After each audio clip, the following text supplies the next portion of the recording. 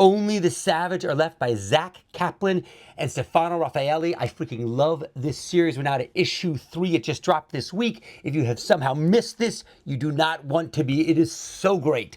This tells a new take on a zombie apocalypse, where instead of it being that you are bitten by a zombie and then a few minutes you're transformed into this brain-eating buffoon who just wanders and lumbers through the town, the infections work differently. You can get infected and then you can burn them out. You can get partially infected, so just a portion of you transforms into something like one of these monsters. And the way to cure someone before they've turned all the way, because you have about 2 or 3 days, is to kill somebody who's been infected and burn them and inhale all of the smoke, and that will then cure you of it. So it creates a lot of nuance in the storyline and how this infection unfolds, and how you can be sort of a hybrid zombie slash human and have superpowers, monstrous strength, or a partially deformed face and a claw-like hand.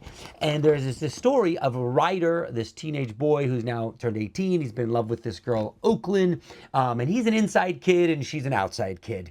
And the apocalypse comes and they get separated, and he's trying to find her, and he has been hiding out in this stronghold, hiding away from the world. And then he decides, I've got to go get this girl who's been kidnapped by this nefarious character here who leads this rabble of marauders who was once hopeful in society, and then after it collapsed has just chosen to be a marauding band where they are trading lives, right? People who are slightly wounded or infected, they kill them and burn them to save those who are stronger. And so it's definitely an only strong survive energy. And so Ryder is having to go through this terrifying change of being from being an inside kid who was sort of soft and gentle, and now has to deal with a harsh, violent world. He's got to use a gun, kill monsters, light things on fire, and he teams up with Oakland's dad, who's been partially deformed. Part of his face and his hand has become a monstrous hand, to go and try and rescue Oakland. So it's really his coming of age, his transforming from boy into man, and what that journey is, set in this